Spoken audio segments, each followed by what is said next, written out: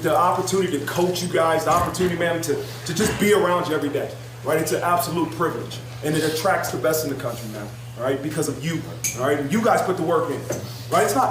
It's you guys, right? And the coaching staff, but you guys did it, right? You grasped it. That opportunity now, we're going to use this as we get it next year. Right? Continue to always choose Notre Dame and each other first. If you do that, man, we can achieve this. We can't even imagine it, right? But we're just getting started, man. We're going to build off this thing. Head coach Marcus Freeman talking to his team after Notre Dame dominates Oregon State 48 in the Tony the Tiger Sun Bowl down El Paso, Texas. I am it's great. Mike. That is the left himself, Lucky Lefty MALIK ZAIRE. We're brought to you by ONORA Whiskey, OnoraWhiskey.com. It is that premium American whiskey, OnoraWhiskey.com. And if you drink, by all means, make sure you do so responsibly. You have to do it responsibly, right? We are residing always on CFB Nation and presented by Twisted Tea. Yeah. Let's get to it. Notre Dame, 40-8. My prediction was 31-13. I guess I gave Oregon State a little bit too much credit, right? What we saw from Notre Dame, we'll get to it, but I want to recap Malik's 3 keys to the game. They're brought to you by Onora Whiskey and MalikZaire.com. It looks like Gino Guidugli might have been listening to you all week left because he came out with the perfect clean sheet for one Steve Angeli and got him and eased him into this game perfectly. That's right. Like we talked about. I mean, it's one of those things where it's like a canon event in the career of a one Steve Angeli, where your back's against the wall, nothing to lose, but you have so much to prove to your teammates and to yourself that you can do it. Everything was aligned the right way, and you took advantage, man. And I think that it was a very good moment for him to experience. I know the feeling of it, and it's one of those things you want to keep riding that momentum to whatever happens next. Yo, get your super chats, your GTD questions, get them in the chat now. We'll get to them in the second half of the show. We greatly appreciate you guys and the way you rock with us right here, Lucky Lefty Podcast, Apple Podcast, Spotify, audio edibles each and every day. You know how we drop the jewels. It's the Lucky Lefty Podcast. We spin it different. Well, ladies and gentlemen, I warned you last night. Left wasn't with us, and I warned you. I said, guys, if Notre Dame puts up 40 to 50 points tomorrow with Steve Angeli at quarterback, I said, I want you guys to be prepared for Left on the postgame show.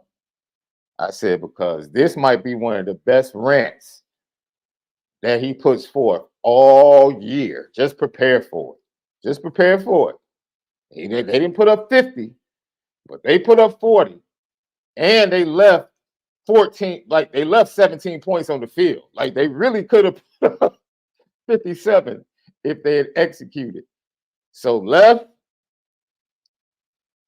I'm scared to ask, but what was your takeaway from today's 40-8 victory over the Oregon State Beavers down in El Paso, Texas? Left. Oh, Left just dropped off. He'll reconnect soon.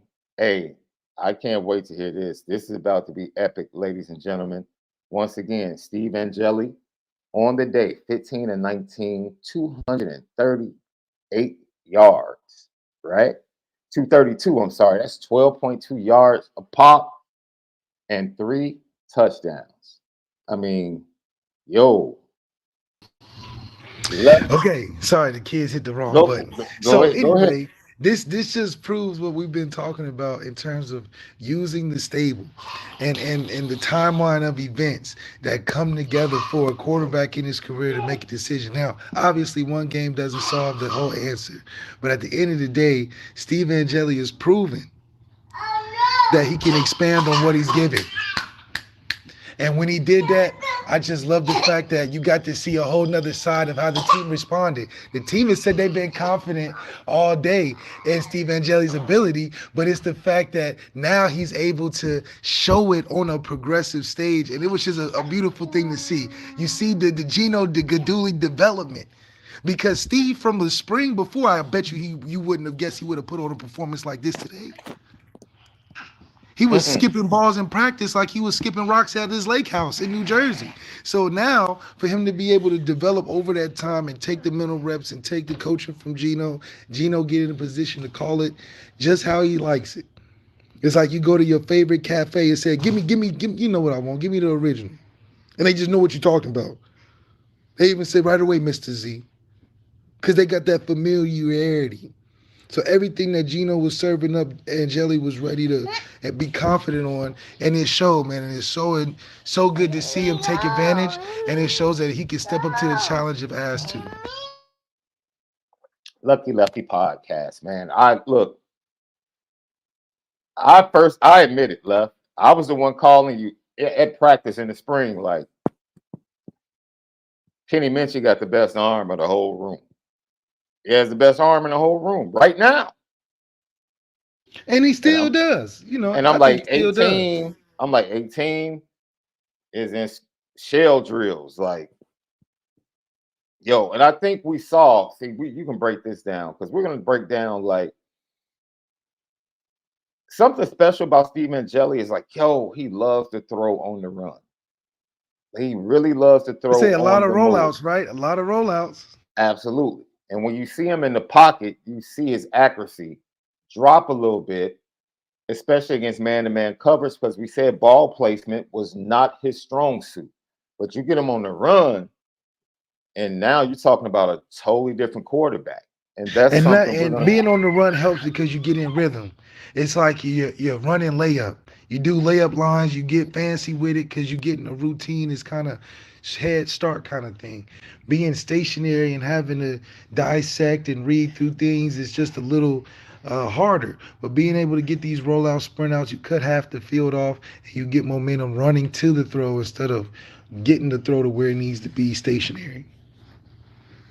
Yeah, Lucky Lefty podcast. Once again, it was 15 and 19, 232 yards, 3 touchdowns. Really should have had 5 touchdowns, right? He missed Eli Reardon wide open on the corner route. That would have been a touchdown. That happens. Eli Reardon drops a touchdown. I think that play call was a little extra from like the 3-yard line. That was a lot of time wasted. Yeah, It was getting cute. They tried to get cute, and it's like, dude, that's too much. I was on the IB show, Left, and I said, look, man, I just need Notre Dame to understand that they can use the width of the field inside the team. You don't have to bring everybody inside the hashes and just try to ram the ball straight ahead and prove that you're Notre Dame, right? You can actually do some creative things to get your athletes in space inside the 10-yard line. And Jeremiah Love, let me tell you something, bro. Jadarian Price did his thing today. Jordan Faison did his thing today. That was my boy, Lil Left. He did his Checking thing on today. Dad. He's just checking on Dad. Yo, Jadarian Price had one of the best jump cuts to the outside that I've seen. I'm just happy that he's fully healthy. Because next year is the year I was like, okay, he's And going you to know take what's that good next about step. that is that we saw a difference in an evolution of the running back at Notre Dame. Aldridge estimates a great base, a foundation layer. Then you add a Jadarian Price who looks just as big, but a whole different running back in his own, right? But then you go from the jump cuts and the running of Jadarian Price. I want to make sure I get his stats. Jadarian Price today, 13 carries, 106 yards. He had that long of 54. That's 8.2 yards a pop. Jeremiah Love was 15 and 39. Average wasn't great. But yo, Jeremiah Love, I love the way, as small as he runs behind his pads, man. Like you never see him going backwards on contact. Even he's gonna put some weight on him. But He's gonna that put some weight kid, on. that kid can get you the tough 3-4 yards on the inside. And you saw, ladies and gentlemen, let me tell you something. This is why we say Jeremiah Love is different. The play in the first half where he's running to the outside blindly and cuts back inside on a defensive back, special. And then the touchdown, the way he made the defensive back and the linebacker look in space, bro. That's why get him in space, man. You have a talent like that, just get him in space. I know you want to run him inside, and that's what we do. You want to pull linemen and get that guy in space. You remember the movie that was centered around, I forget the title of it, but it was about Ernie Davis, right? The great Ernie Davis that played for Syracuse, right? And I remember they were going in a film session. And the coach of Syracuse was like, yo, I want you to run the ball to the right. We're going to go heavy left formation, but I want you to run the ball to the weak side. And Ernie Davis was like, run to the weak side. And the coach is like, why are you running to the weak side? He said, why would I run my Greyhound into all that mess? Pony Express. Thank you, D. Beasy. And that's the way I feel about Jeremiah Love. Like, why are we running this dude into the crowd? Get him in space, dude. Like, get this talented kid in space. It's like, okay, and a guy like Gino, I felt like kind of understood that as the game went on, and I think it's one of those things where a guy like Denbrock studying the tape like this and see what he's got, it's got to be excited about what he's able to surround his quarterback with and the different things we can do. I mean, Jeremiah Love just feels it when you watch him and Jadarian in some sense, but you're like, man, we can do so much from a one back set out of the gun. We can go under center. We can put him in space like Kyron. Like Kyron Williams comes up in my mind from a versatility standpoint. Like if we really was just a one-man team, he can even play kickoff return and punt return if he wanted to. He's got that type of body type.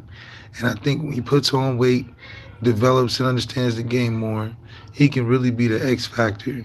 That makes a difference in these big games because that's really what we've always looked for. Who's going to make the difference in the big game? Lucky Lefty podcast. We go from the running backs. A big question, right? It's the inexperience starting on the offensive line. You had the guy Charles Jagasaw starting at left tackle. You had, Billy Schrouf, right guard. Pat Coogan, he started this year. Ashton Craig, his third game. And Tosh Baker starting for the first time. Tosh Baker had a couple of missed assignments, right? They brought the cross linebacker blitz, and he didn't see him coming up the middle. Missed that. He ended up sacking the quarterback. Had a couple other missed assignments, but other than that, he was solid at right tackle. Ladies and gentlemen, I told you, okay? I told you what was coming. I told you what was coming. That's it right. It was going to be your introduction to the next great left tackle in Notre Dame. I told you what was coming. It was written. I told you what was coming. It was absolutely Nostradamus. It was written. You better believe. And now you get a full off season with this kid.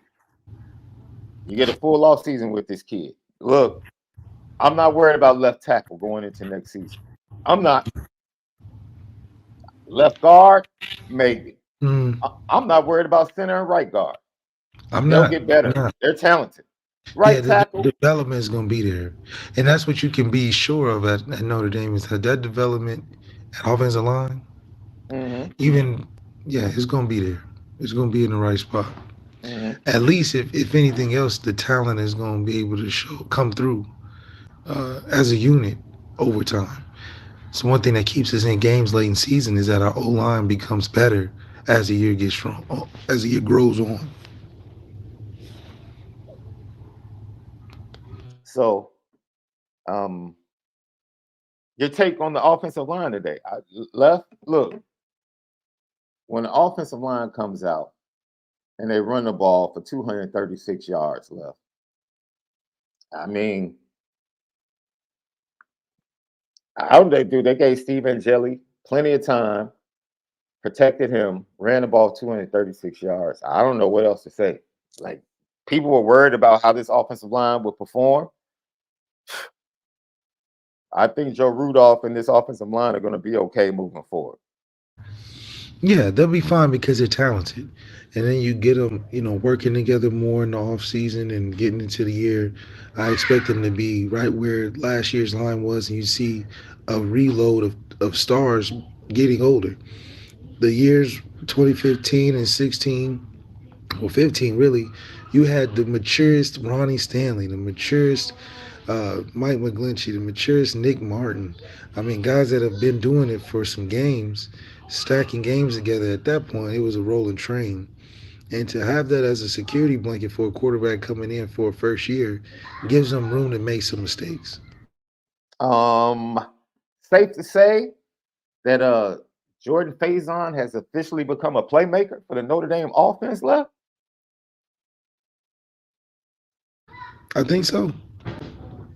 I think we found some pieces where we're like, Jordan Faison is growing on me. He said, I'm like, should I call it a screen popper? But every time I watch him, he doing something. I'm like, okay, you.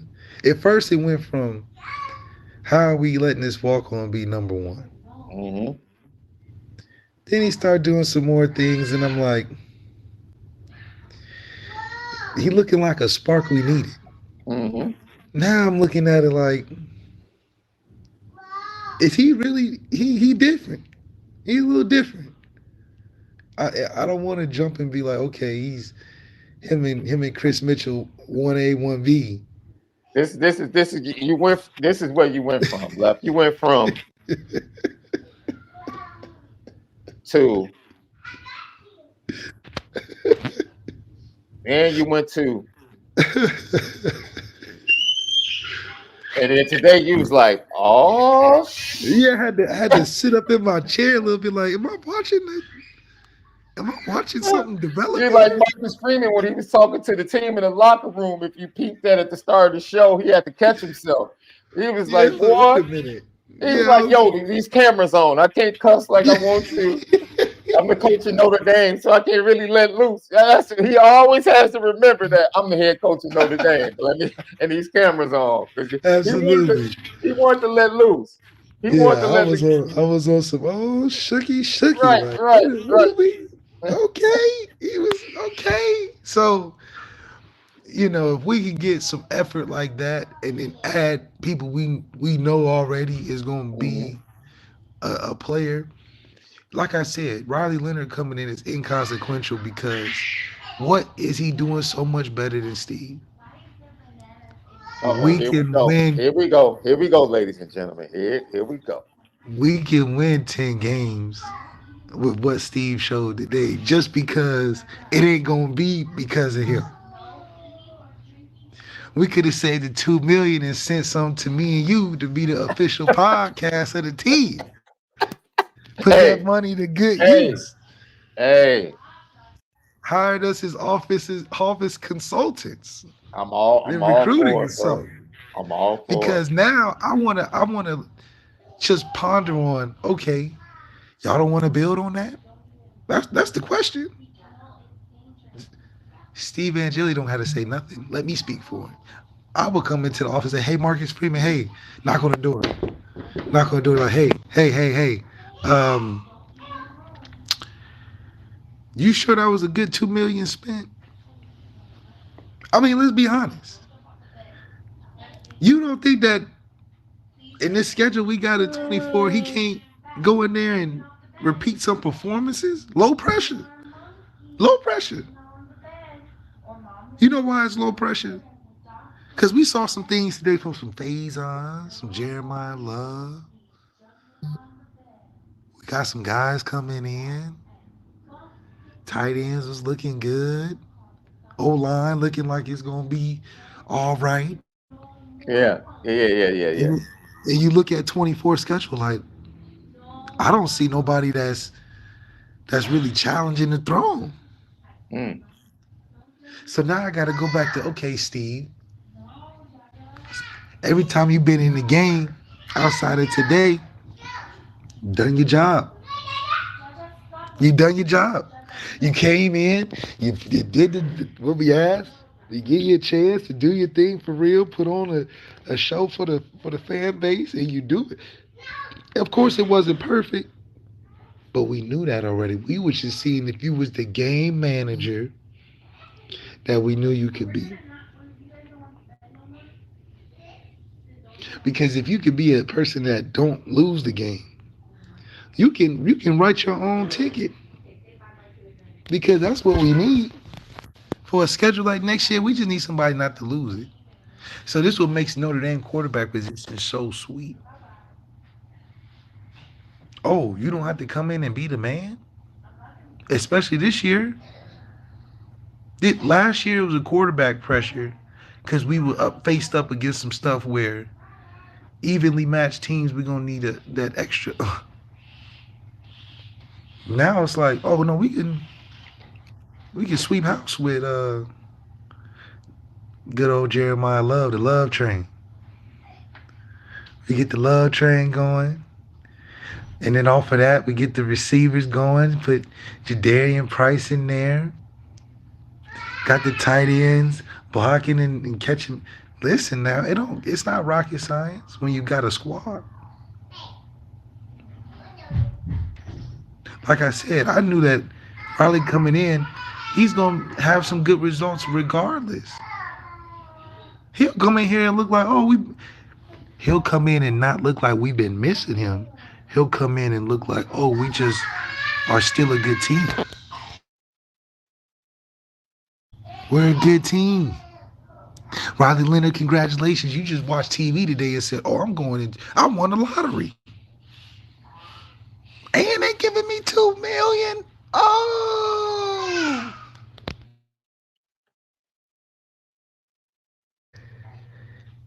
That's robbing the bank, Sean. Yeah. They go like, okay, Sean, we're gonna hire you to do this job, and we're gonna start you out. We're gonna start you out as the office manager. Right off the rip. We're gonna bypass all the entry level stuff. You office manager, 100K, 6-figure job right away.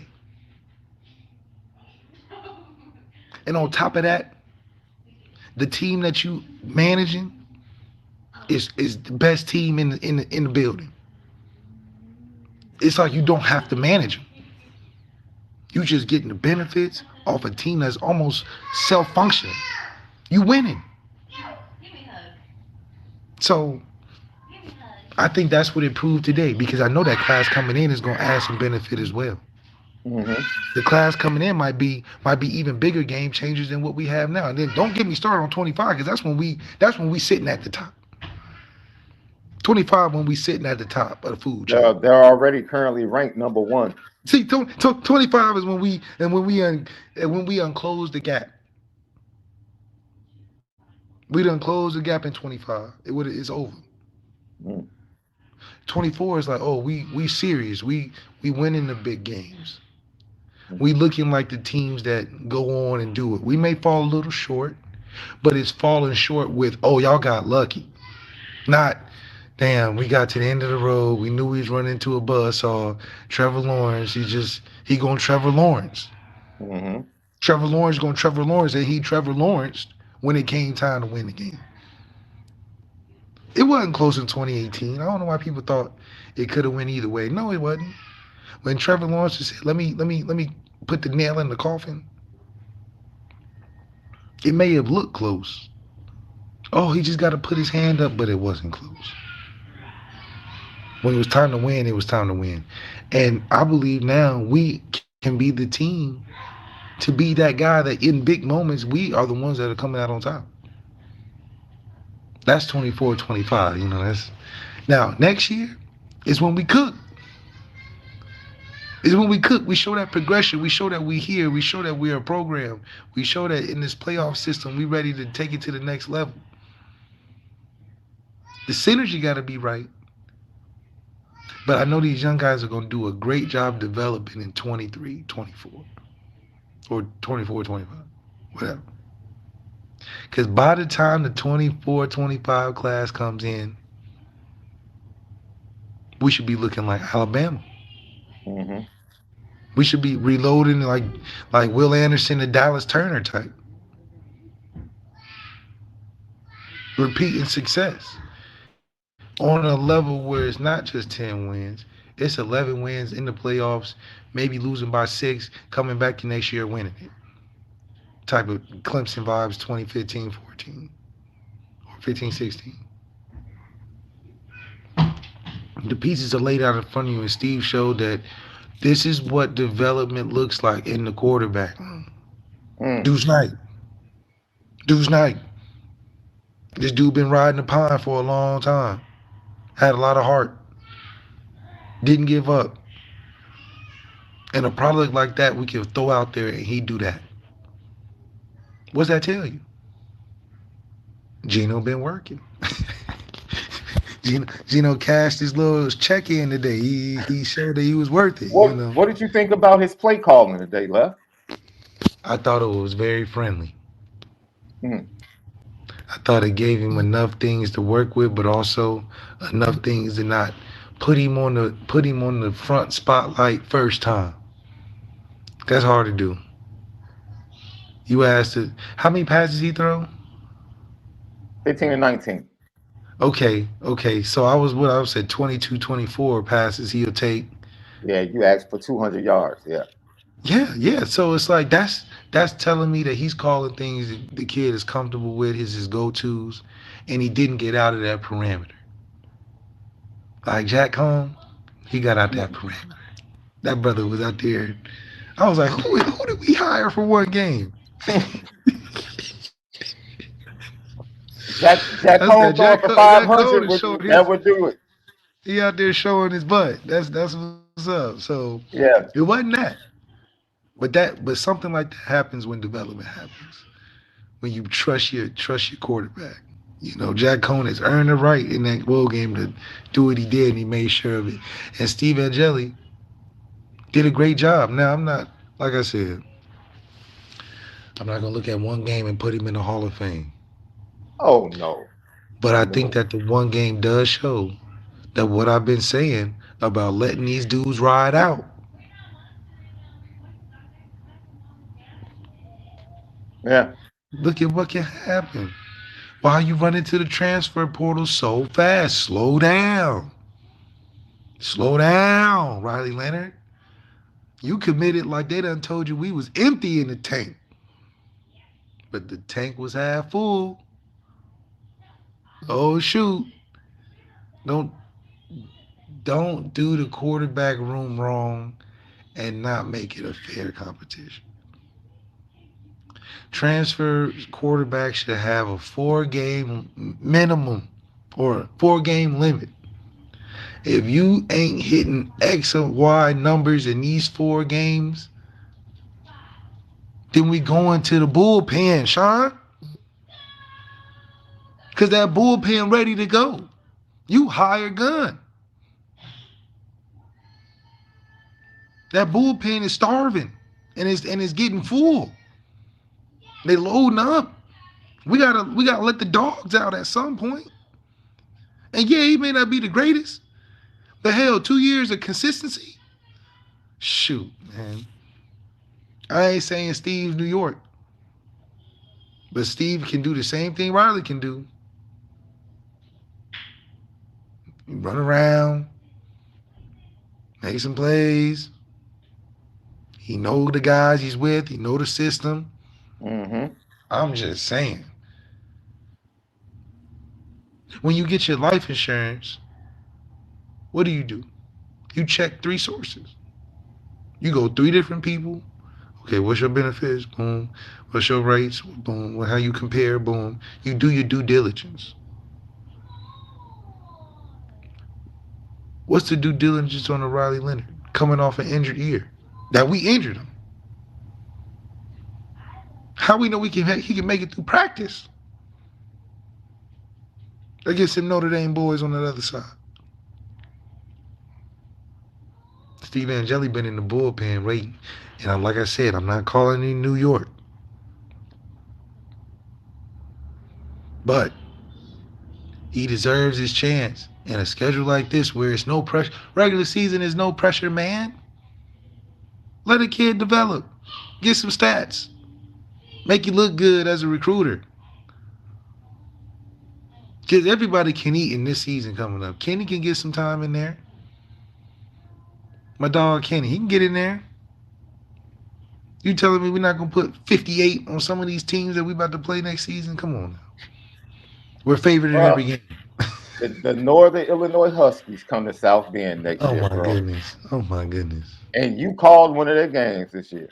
Oh, my goodness. So you already know. Matter of fact, they lost that game in DeKalb that you called. They lost that game at home against Tulsa. On some crazy, man, listen.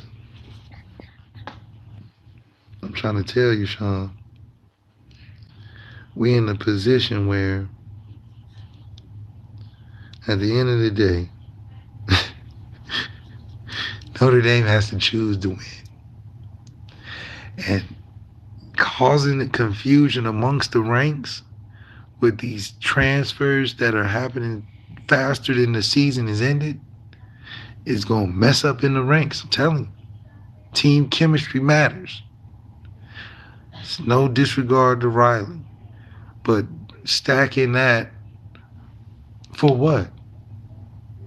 There's no such thing as quarterback competition now with NIL. It's about keeping your job or they're going to leave. You think Joe Milton decided to go to the NFL on his own?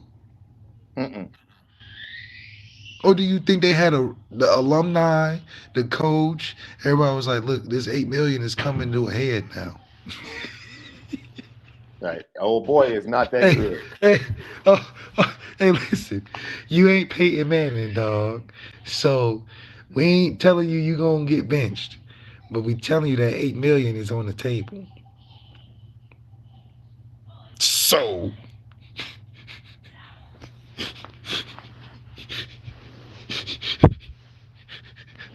we getting them phone calls. We getting them phone calls about that money being come due. Yeah. And the head coach want to keep his job. Because he's the one saying pay the man. So I really need to see for us to make business decisions. Money has gotten interjected into the college football space. So it's about business decisions. No more quarterback competition. If you want to be fair to yourself. Look here, man. It doesn't even see the way I feel that they left, it doesn't even matter. You know why? Mike Denbrock is gonna make it about the players and not the quarterback. I think with whoever starts, he's gonna say, you ain't the dude. You ain't no star. These dudes on the outside and these dudes in the backfield, those are the guys. That's why I'm like, all we need you to do is orchestrate. That's it. Don't turn it over. That's it. What Marcus Freeman say? I told Steve, the biggest thing you can do is not turn it over. That's it. Because we got the pieces. Bruh. Dude, what did I say yesterday? I said he wasn't as bad as Dino Babers, but that cat defense Henson was copping pleas. He knew. He knew. Like, hey, man, we're going to come out here and compete. No, ain't no like, bro, you know Notre Dame is the better squad. You know. And I expect the Oregon State to come out early and keep it close. That's what I expected. Oh, it's going to be 7-zip in the second quarter. Of course. But eventually, the dam is going to break. Clicked on. Oh, yeah. And we're going to show you ain't got enough depth. You ain't got enough talent. Mm-mm. And this hustle energy will run out. Mm-hmm. You know that adrenaline energy where you so hyped for the game. Like the coach said, if you can't get up for this, I don't know what you're doing. Yeah, you got up, but it didn't last. It can't last that long. Yeah. When you come back down and you're like, damn, this is a football team. Hey, dude, you remember the movie? What's the dance movie, dude, with like B2K and Marcus Houston? You remember when Omarion left the group? Well, him and Marcus Houston split, and Marion started his own dance group. See, Marion's dance group was suspect, bro. It was. It was splits, dropouts, suspect. Marcus Houston still had the same gang. He still had the depth. His squad was like, yeah, we still can make a run at this. That was Notre Dame. Oregon State, once they lost their starters, bro, it was real suspect on the back end of that depth chart. Real suspect. That's right. And I'm laughing because they're down 24-0. They break up a pass and they putting the clamping the seatbelt. I'm like, fam, Jordan Faison is killing y'all. Jay Thomas is killing y'all. Because that's the era of social media, man. They need something to post. They took that trip to not post no highlights of them doing some. My thing is I love the unsung heroes of the team. Like, y'all don't need to click seatbelts. Y'all need to protect yourselves from this crash that's coming and that airbag that's being deployed. That's what's happening right now. I mean, he was cooking them. And it's like, as much as I want to not even discount, but in disbelief that the walk-on status is turned into an actual dude, I'm trying to hold back on saying it. Because I gotta see more. I've seen some big moments. And it's crazy because you're standing out in the room that I need to stand out. And they not doing it. Yeah. It's like, so that's impressive to me. Because you're like, hell, ain't nobody gonna pick it up, I'm gonna pick it up. And so that's gonna be rewarded. I think Denbrock is gonna do a great job. He had 2 first-round receivers, and 2 of them have been first rounds the whole year. Yeah. He featured them.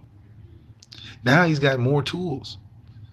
He's like, damn, I look back. I got the hammer back there. Got 2 buzz saws on the outside. Quarterback that's capable. He ain't going to be on the phone saying, do your job, like Tommy Reese to Drew Pine. Yeah. Because at the end of the day, we could turn and hand that thing off and really do something crazy. Mm-hmm. Regardless. So I'm excited to see where this team goes.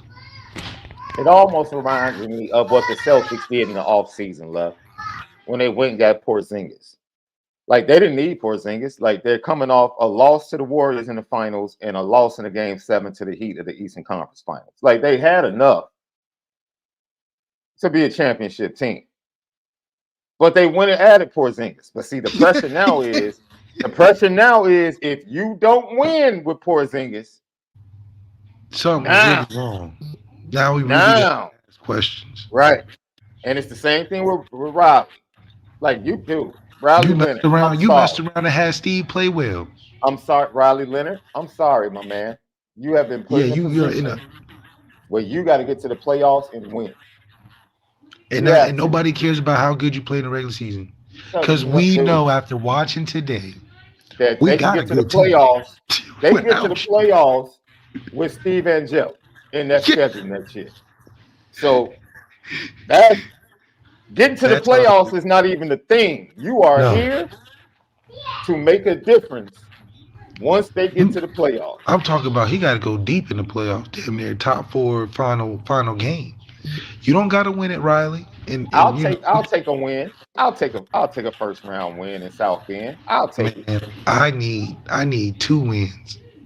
If he's worth it, Sean, $2 million for a guy we don't even need. You want a meal per playoff win. That's what you want, huh? Easily. That's what we paying for it. Nobody in this chat can say Riley Leonard is going to be so much better than Steve after what he did today. How? Steve don't even have the opportunity to even be better than being good already, because everybody is involved. The team is playing great. You know what I'm saying? So it's like, listen, Riley is going to have to win the Heisman and 2 playoff games to be worth it. Because Marcus Freeman, you signaling that you need him, is signaling to everybody else that, like, what's wrong? You signaling to everybody else you got a problem in your room. Because we got the best guy in the portal. It's like, Notre Dame didn't go shopping and just get a little bit of, we went and got the best thing in the store. So what's that telling you? So now you telling us, oh no, he's the answer. Yeah, we may be good. Yeah, we may be playoff bound already based on talent. But with Riley Leonard, oh, we're championship. Because being good is not good enough. Nobody's getting the Sam Hartman treatment again. Yo, you heard what Marcus Freeman told him after the game. He believes like, yo, we can do some really good things next year. That's his message post game. And no transfers was even in yet. That's his message post game. Just young guys and early enrollees. So, I mean, like, it's written for us to be really good, man. Left, this is what your quarterback, number 18, had to say after the game. Grateful, man, with the opportunity to coach you guys, the opportunity, man, to. That was the wrong clip. I apologize about that. Go ahead, Left. I'm going to find this clip. What you were saying? You there, Left? I was looking at the comments. No, it's all good. Well, no, go ahead. You were saying to continue the conversation that you were having. Yeah. So, moving forward into the future, it's really national championship expectations with this transfer quarterback. When it really could have been, look, we're excited about Steve and how far he can take us in this first unknown territory of the playoffs. Developing the guys as a veteran, being at the program, taking guys like Jaden Grayhouse, taking him to the next step, taking the old guys with Jaden and Deion Cosley to make the most out of it because they're your class. Bringing along surprise picks like Jordan Faison, so being a good run addition to a Jeremiah Love and a Jadarian Price in the backfield. Like, you can really be an integral piece, but you don't have to be the man. And that's the first change that has happened at Notre Dame offensively, is that now with this playoff system, we don't need the number one pick. Right. We can take a bunch of Tommy Reese and Brendan Clarkson and Drew Pines. Because the playoffs is about playing good at that day and time. Man. We just need you to play good today. Before, we needed that dude to guarantee us and lock us up a spot in the Final Four. That's right. That's why we get us to an undefeated season. Yeah, we needed a Trevor Lawrence, Deshaun Watson, Jameis Winston, Cam Newton, that type of player. Now, I'm good with a project. Because that project going to go through struggles, but I know we're going to make the playoffs because the team good and the schedule's not that good. Yeah. And now in the playoffs, it's about playing good. One day. This was Steve Angeli. Our cheer squad, this is a wonderful opportunity, but I'm proud of these players the most, and it's a pleasure to coach them. How did Steve Angeli, the guy standing right next to me, handle the pressure of being a starting quarterback for Notre Dame? The way I knew he would. He's resilient, he's prepared, he's ready for this opportunity. He went out and showed that he can be the starting quarterback in Notre Dame. Hey Steve, congratulations on this win. This is something that you dreamed of, starting for Notre Dame. How are you taking in this moment as you just dominated this game? This is a moment I remember the rest of my life, but it's really not about me. It's about these guys around me, the guys up front, my receivers, Coach Free, Coach Gino, Kurt Lawrence, all those guys that have been in my room, that have nurtured me, especially Sam Hartman, that's done a great job to teach me the ways and allow me to come out here and have this opportunity. I'm just so proud of this team, and there's no better way to finish off with a win. What do you think about 2023 as a whole? What will stick out the most? I would say brotherhood. This team was special. We went through a lot of adversity, a lot of ups and downs, but no matter what, those guys in that locker room had each other's backs. And really, the coaching staff had our backs and everything. It really meant the world to me. Congratulations on the win. Thank you so much.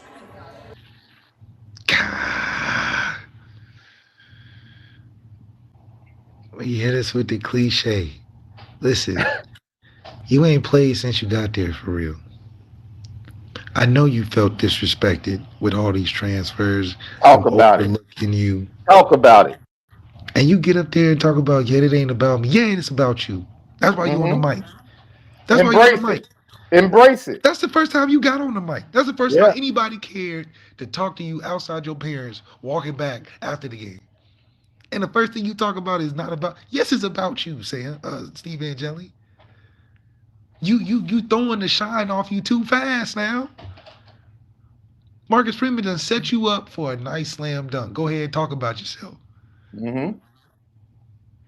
He even chuckled. He said, "Pressure." That brother was ready. Right. Take it away, Steve. Hell yeah, I was ready. You know what I'm saying? Like, come on, bro.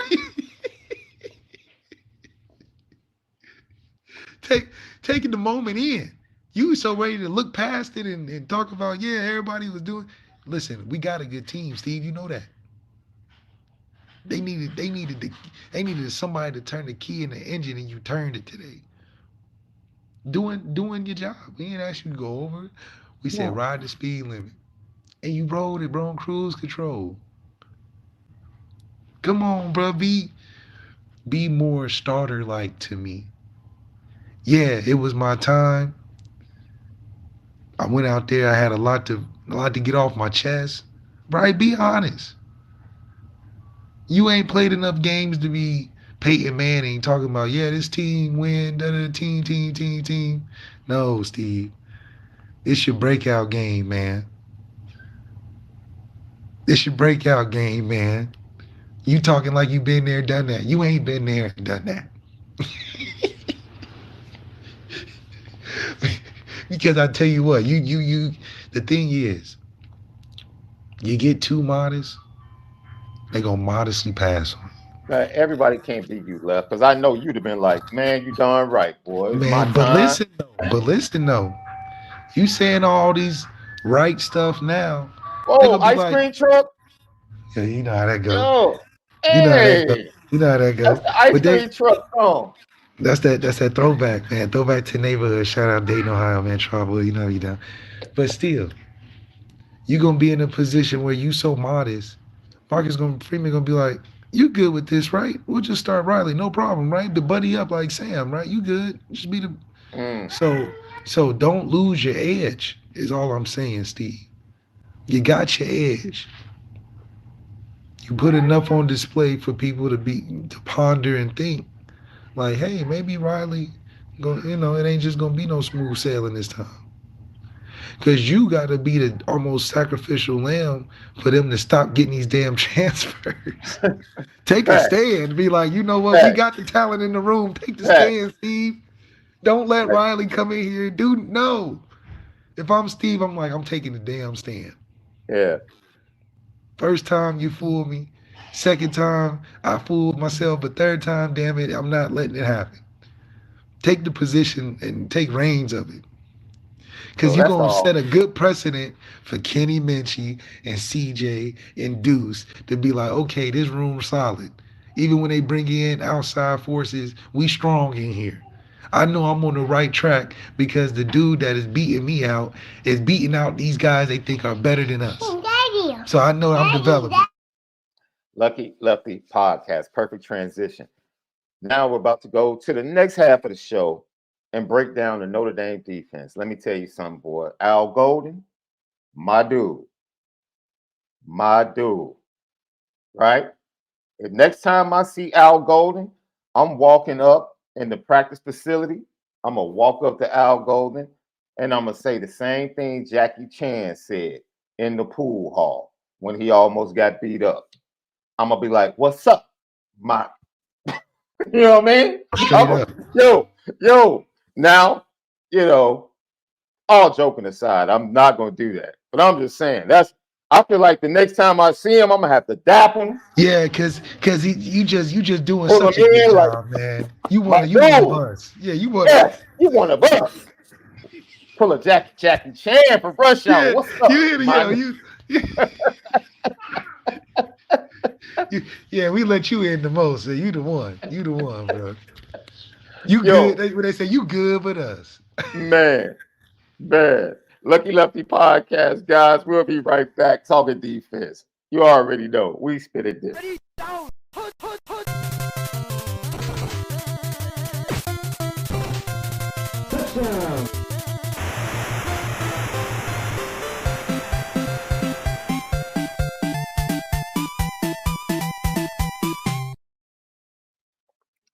Lucky Lefty podcast, man. Let's get to the defense, Left. Hey, matter of fact, yo, did you know who was an all-state quarterback? I saw this, man. You know, I watch a lot of different podcasts, bro. Before he committed to basketball exclusively, did you know Damon Stoudemire was an all-state quarterback in Portland, Oregon, bro? Damon Stoudemire played basketball for the Toronto Raptors, the He was an Portland all. Trail Blazers. Yes, you know, he's Mighty Mouse is like what, 5'10, 5'11, lefty. Yeah, man. He told the story about, yo, I went to Japan for a basketball trip. Oh, they during got the a real summer. life professional football team out there that's pretty. Do They're they? solid. The league is pretty competitive. Dude, it was funny because you just never know the travels of like athletes, man. And I would have never guessed that he was that good at football. But he said he took a trip to Japan for like an AAU circuit or something. And like when he got back to start school, he pretty much told the coaches, like, I'm done playing football. Like, I don't, dude, I'm strictly basketball. It was a great interview. It was on the Knuckleheads. Yeah. On the Knuckleheads podcast, dude. But that's just hilarious, bro. You just never know, right? And I don't think the Oregon State quarterback knew what the heck he was getting himself into today. And I said it in the pregame show, and I said it last night. I don't care how many games he's played. He's seen nothing like what Al Golden is about to unleash on him in the Sun Bowl. And that dude, what was it Coach Yost from Remember the Titans? That cat Al Golden was like Coach Yost. We blitz all night. They don't gain another yard. It was like, dude, he didn't care. Second string is in, we're blitzing. Third string is in, we're blitzing. Man to man. Dude, I loved it. I love the aggressive nature of Al Golden. And you know, sometimes I say, yo, Al, you know, we don't have to be this aggressive, man. Like, this team isn't that good. And Oregon State really wasn't that good with the lack of offensive linemen, new offensive linemen all over the place. You know, once they lost their number one receiver, which is really like their number 3 receiver during the season, the Bolden kid, then they lost their starting running back. It was like, oh, Goberson was just out there just like solo. I felt bad for the kid. I honestly felt bad for the kid. And I really believe that this season, in a sense, was saved by Al Golden in this defense. Absolutely. Al Golden in this defense saved this season. Absolutely saved this season. They get the big stop late in that game to get the ball back to Sam Hartman with just a little bit under 2 minutes left against Duke, and they pull it out, right? Dude, the defense they played against Ohio State, Notre Dame should have finished it out and ran the clock out. Yeah, dropped interception by DJ Brown, missed opportunity on the 4th and long. 10 men on the field, 2 consecutive plays in the game. All them, even with the mistakes they made, the big run, the Maffa in the first half, and giving up 180 yards to him when Shipley's out in that game against Clemson. Yo, but then they get the turnovers late in the game to get the ball back to Sam Hartman, and they just can't cash it in. This Notre Dame defense all year, what they did to USC, Caleb Williams, they really, truly saved the season left. And kudos and a tip of the cap to Al Golden. The seniors on defense, number 1, Javonte Jean-Baptiste. He changed the view that scouts had of him when he left Ohio State. He's probably going to get drafted. J.D. Bertrand will have a chance to make an NFL roster, a late round pick, maybe even free agency. And then you have DJ Brown, who had his best season, despite the mistakes, his best season at Notre Dame playing at safety. Clarence Lewis, you know, just kudos to everybody. Cam Hart, who opted out. Thank you for everything you gave to the university and to the program. Super excited about how they ended the season. I want them to get the shutout. It took a fantastic catch in the end zone for Oregon State to get on the board towards the end of that game. But I'll tell you something, Left. Al Golden, this defense, they gave you an A effort to end the season in the Sun Bowl.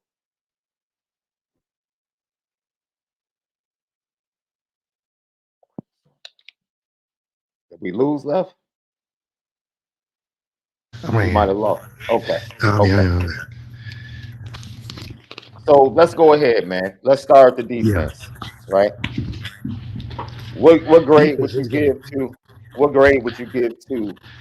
the defensive line in this game? Man, the defensive line, man, I give them, since they only scored 3. Score 8.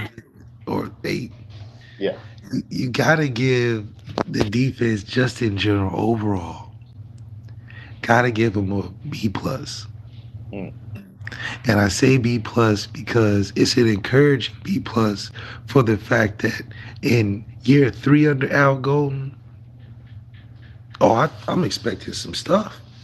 Exotic blitzes, guys playing fast and furious, improving on open space tackling, doing the things that are making a true top 10 defense that rare 3% defense that Georgia, Alabama just can't get nothing defense. Because that's only the next evolution under what these young guys have experienced, what the defense has gotten better with, seeing guys before them be great within the structure. J.D. Bertrand, if nothing else, should have these guys ready to go.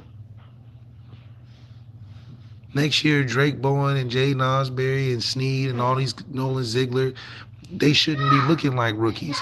Like we say on our quarterbacks, they're not rookies in that quarterback room. Nobody is except CJ. And damn it, by the end of the spring game, he ain't no rookie either.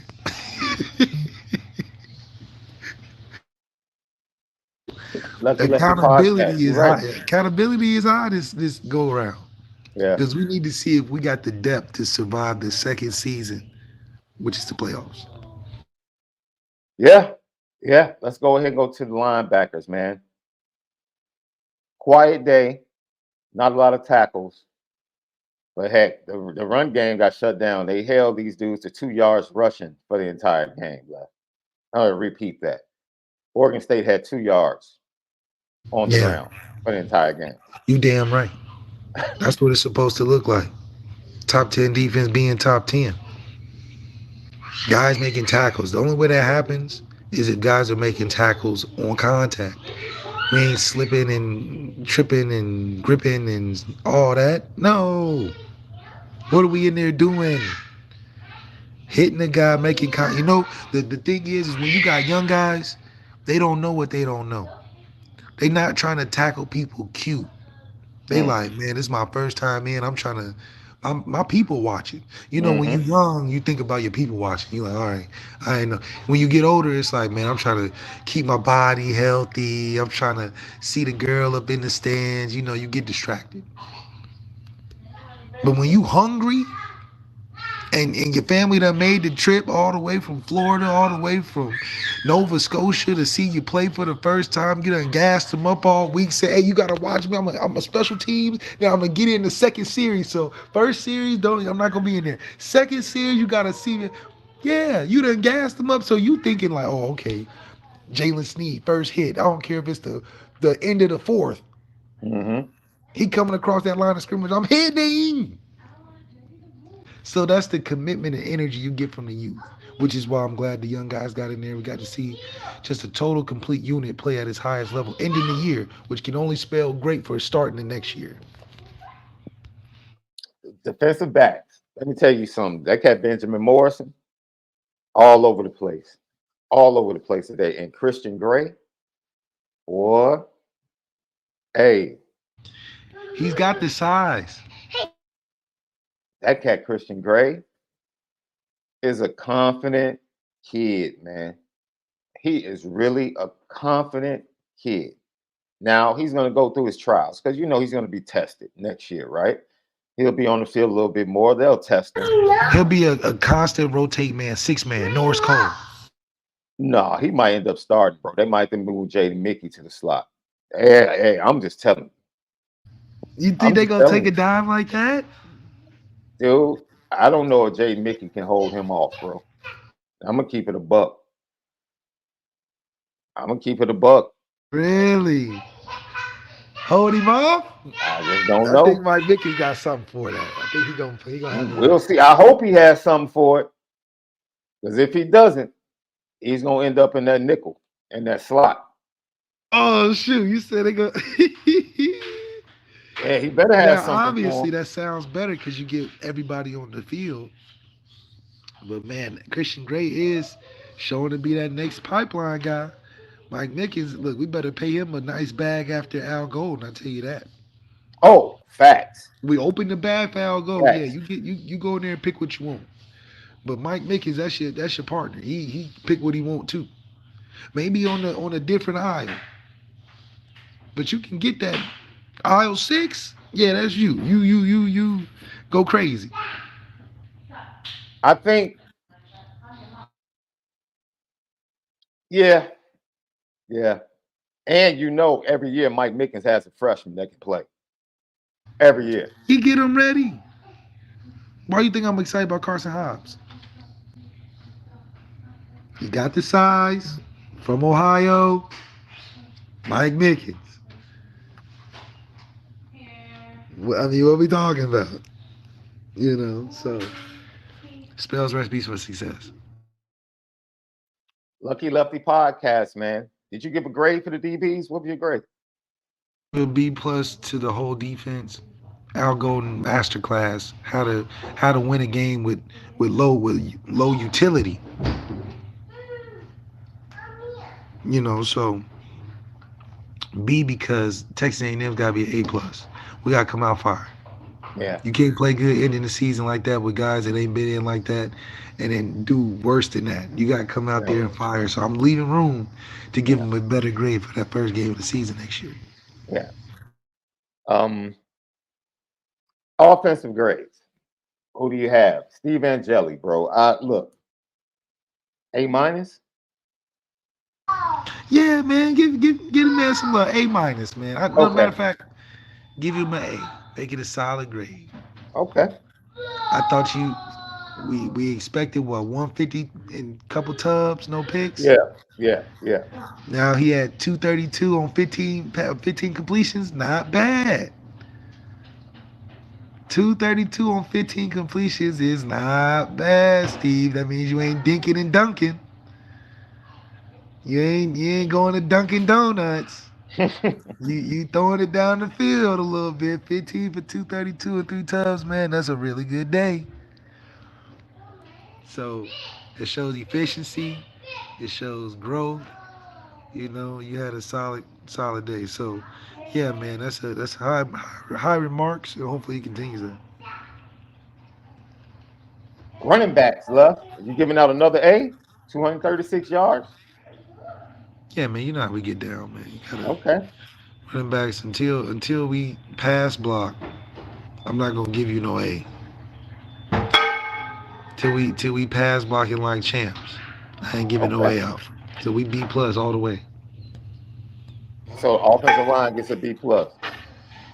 Offensive line gets a B plus because I gotta leave room for him. I want to leave room for Charles Jagasaw to impress me even more now that he got his feet wet. All right. Wide receiver. New wide receiver coach Mike Brown, bro. Hey. Look, Once again, let me just play what Marcus Freeman had to say about this cat in bowl practices during the week, bro. This is what Marcus Freeman had to say leading up to the Sun Bowl. He earning his job, man. He first day we announced him as hired, he went and he grabbed him and he dove right into that group, which is important, right? Because trust is earned. Right, trust is earned, and he dove right in to earn the trust of those guys, and a big part of that is being on the field with them, coaching them, not trying to see just coaching them from the minute they stepped on the field, and that's what you respect. Whoa. Did you catch that? He caught wasn't himself. with them He was coaching about to throw a them, jab not trying to see just coaching them Woo! from the minute they stepped on the field, and that's what you respect. He wasn't worried about anybody's feelings. He wants to make this group better, and I've seen really a belief. Right? It's not that have they gotten better. It's been 7, 8 practices, but it's the belief they have in a coach, that trust, that relationship that I think is so important. I've seen it develop right away. Woo! Did you see the digs at the former coach towards the end? That trust, that relationship, so important. What you trying to say, Marcus Freeman? That didn't exist in the wide What are you receiver trying to room? say? You know, because other people was like, oh, that's not the reason why the coach was let go. Everybody in the room loved him. Marcus Freeman said it was a lack of trust. Very interesting. Said Mike Brown grabbed him, shook him left. Shook him. He grabbed him and shook him. Yeah. Had to take it to church. Wake him up. Had to wake him up. Wake him up, man. Wake him up. Because what? It's good. Because it's too much talent. Man. He said he didn't spare no time. He said from the moment he stepped on the field, he was just coaching. Not let's go through drills, let's talk about this. No. Not let's just go kick it. No. Yeah, now You know let's what go I'm hang saying? out. No. None of that. I'm not recruiting you. You already here. I'm coaching you now. Yeah. We ain't wasting no time. No. And that's rightfully so, because that's what's needed. And the guys, I'm sure, picked up on it quick. Like, okay, he about his job. You know, he ain't here to be my friend. And I think that's what Notre Dame receiver room needs. We're not looking for a buddy that you see yourself in. We need that Harry He stand. I'm here to, man. I know what I'm talking about, but I need you to know this ain't that. Now we can laugh and joke when you graduate. Hell, we can laugh and joke if you Charlie Jones. But until then, if moving forward, we get on that line, we run these routes. And it's going to prove better for us because that consistent intensity is what we need. So hopefully he can keep this up. It's good to show your butt when you first get to the job. They say everybody work hard when you first get there. Ooh, man, we might have to put Marcus Freeman on the petty train, bro. We might have to put him on the petty train, bro. To make this group better, and I've seen really a belief. Right? It's not that have they gotten better. It's been 7, 8 practices, but it's the belief they have in a coach, that trust, that relationship that I think is so important. I've seen it develop right away. Ooh, Marcus Freeman. Said relationship put is so your ticket important. to the petty train, boy. Coach Freeman, you didn't have to do the former coach like that. You didn't have to do that. They asked you about Mike Brown, Coach Freeman. You didn't have to throw a jab like that at the former wide receiver coach. He dry snitching. You didn't have to do that. You didn't have to drop kick him off the top rope like that. He said, and another thing. He said he had that trust, all that good stuff that we didn't have before. That's what he should have said. That's your head coach, man, showing he can be petty. Yeah. And shout out to that brother. That brother looked like he Agent Zero. That suit was fly. He probably was mad as HB double hockey stick hell that they put them cornflakes in his hair after the game, though. Yeah, he like, brother, you know how much he loves his hair. How much I got charges us? You know how much Julio be charging me, man, and you out here throwing cornflakes on him, brother? Yeah, Julio's like up to $80 a cut now, dude. Julio out there, making it hard on the brother with the spray. He got the spray on me, laid and fried into the side. Right. And y'all you gonna throw the cornflakes on me? It's sugar all in my hair now. Yeah. I got the sugar messing up that conditioner, because Marcus Freeman curls, he don't be playing about them curls now. He do not play about them curls. And then, it's that GMO and them cornflakes throw off the curl juice. So that brother think about this. This man wasn't excited about no Gatorade bath. That brother said I had to put that 3-piece suit on. Mm-hmm. I had to Bernie Mac my way in that post game. Like what Michael Jordan do? Michael Jordan had to get his suit on every time post game. He didn't want to go in there with a towel on, half dressed. He said, I gotta get in there and be suited and booted. He said, I didn't pack for Gatorade bath, for cornflake syrup, GMOs to be in my hair. This is natural juices and berries. Did you say GMO? He get them GMO flakes. He said, I got juices and berries in my hair, man. Yeah, I'm like old boy from Mighty Sharp. Boy, they ain't nothing but an ultra perm. You know they ain't nothing but an ultra perm. You already know. That brother not playing about that. The only other fly coach I've seen like Marcus Freeman is Bob Diaco. Now you can't play with that brother style. Oh, He was coming into meetings with the 3-piece and the scarf. right. I'm like, brother, is it chilly in the room? He said, no, that's just the swag. Man, that brother had it together every time. And you know he had it together. He wasn't on no dress code. You know, the coaches all try to dress alike. No. Right. Coach come dressed. He don't come dressed up. He come dressed. You would have thought he was the head coach. Coach Kelly had to pull him to the side and be like, look, you can't dress better than me at my own What they say, friends get mad when you dress better than them on their own birthday party. That was Bob Diaco. You like, damn, Bob. Yeah, man. You fly going to the banquet? We just got the... So it's one of them things. Hair never not in place. I'm like, how you wake up with your hair like that? Lucky Lefty podcast, boy. You are a fool for that one, bro. Yeah, he was upset about that frosted flake shower. Like, come on, man. Y'all getting sugar in my hair. You're messing me up. Lucky Lefty podcast. GMOs, man.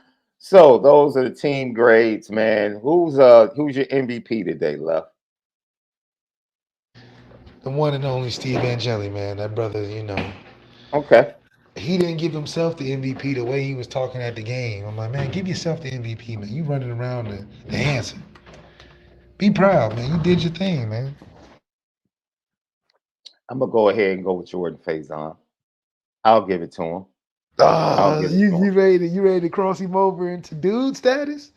Hey, man. Proper level? I said this on IB, man. Do you understand how hyped the lacrosse games are going to be? Defending national champions with Tyler Buckner and Jordan Faison on the squad. Do you realize they're about to break all types of attendance records, bro?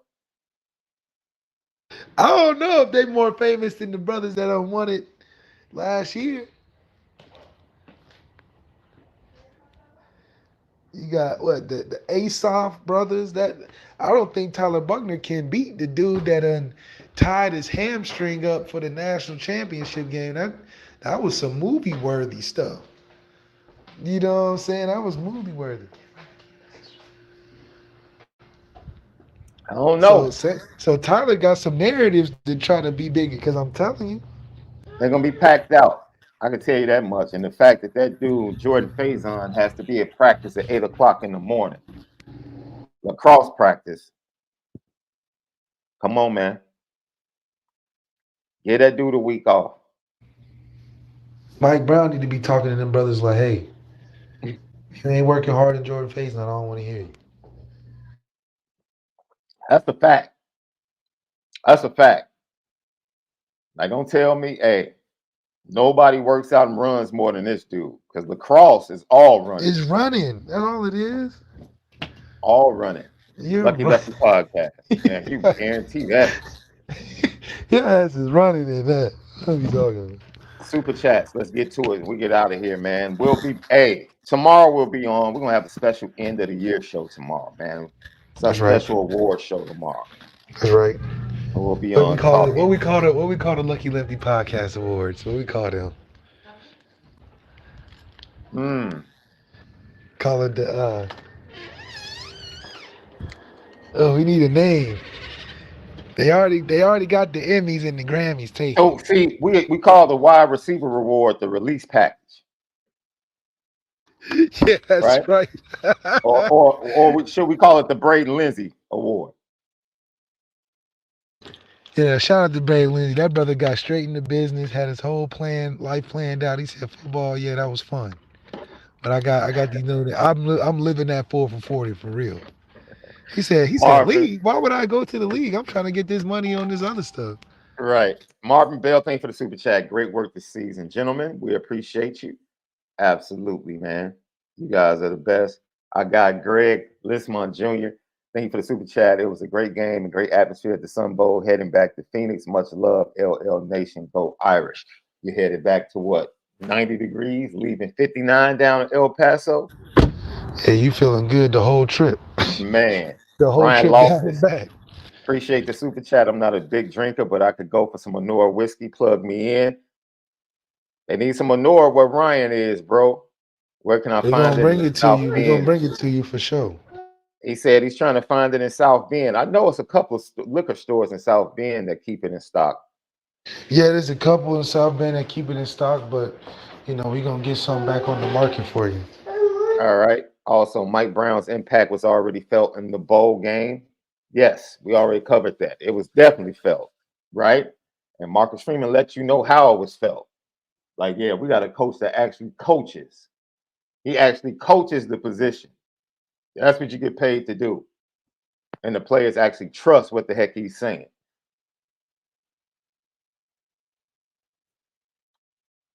AC Layton, 47. Lefty is making me change my mind about the quarterback situation. Speaking truth, love it. Go Irish. That's what we We can do, mess man. around. Look, this is the first bowl game we done won in a minute now, Yeah, so something to feel proud of. yeah. We really didn't see the tight ends get loose. Raritan had a few receptions, but we didn't see the tight ends get loose. And that's scary. That's scary, right?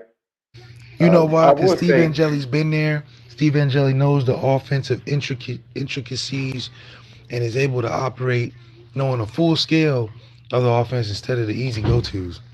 yeah, so shout out to Eli Raritan, 212 yards, longer 10. Jaden Greathouse had 2 receptions for 15. Jeremiah Love, 1 for 15, for 13 with a touchdown. Jay Thomas, his return, looking healthy. Yeah, JT, 4 for 59, 14.8 a clip, 1 touchdown. And then Matt Salerno with a big conversion on third down, 1 for 20 there in the fourth quarter, man. I love what he did. Giving love not only Jadarian Price and Jeremiah Love, but Devin Ford on that last drive with Kenny Minchie in the game. 4 carries, 30 yards, 7.5 a clip. And then we have to give a shout out to South Bend Zone Chase Ketterer, dude. 1 carry, 6 yards for a touchdown to seal the deal for the Fighting Irish, man. It's a great day, great total collective effort offensively. And once again, Steve Angeli, 15 and 19, 232, 12.2 a clip for 3 touchdowns. And he left some plays on the field, which is crazy. Absolutely crazy. Great performance. I said it on the pregame show. I'll say it again.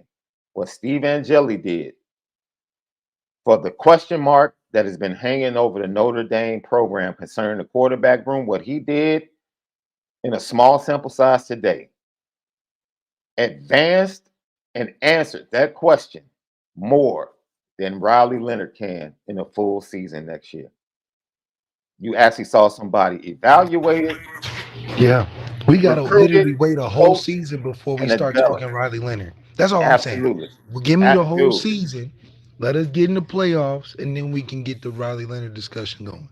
But yo, until then, Steve has proven that we don't need Riley Leonard in the regular season. hmm, That's all it's proven to me. Be fair to Notre your Dame roster. won. This is going back to you and your squad left. First time Notre Dame has won back-to-back bowl games since the 2013 Pinstripe Bowl and the 2014 Music City Bowl.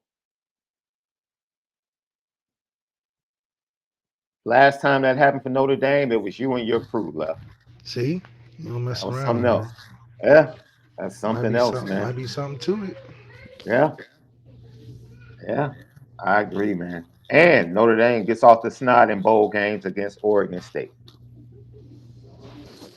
You see that The cat big Defense payback. What Henson James Brown at say? The hugging. big payback. Yeah, Defense Henson hugging Marcus Freeman after the game, like, hey man, hey, you got a spot on your rock, you got a spot on your staff? Like, man, don't leave me over here with Oregon State, man. I don't know if that's what he said. I'm just joking, man. Everybody, It's great show today. probably. Great show today. Thanks for tapping in on the pregame. Go over to Apple Podcasts and Spotify, man. Tap in with us, man. Great audio edibles each and every day. Lock in the Lucky Lefty Pod on Twitter X. Also, Lucky Lefty Pod on Instagram. LuckyLeftyPod.com. And get locked in because we will have some great shows coming via Patreon coming soon through the LuckyLeftyPod.com website, along with merchandise coming first quarter 2024. It's been a great season. Marcus Freeman gets his team to 10 wins. And now we move on to the promise of the 2024 season. And the first time Notre Dame doesn't have the pressure of needing to go undefeated to get into the college football playoffs. Once again, Notre Dame blasts Oregon State 40-8. Steve Angeli puts on a show in his first start for the Fighting Irish. For Left, Sean Davis, have a great evening. Enjoy the rest of your college football viewing. And you have to make sure, as always, that you spin it Been it different. different. We'll see you guys tomorrow.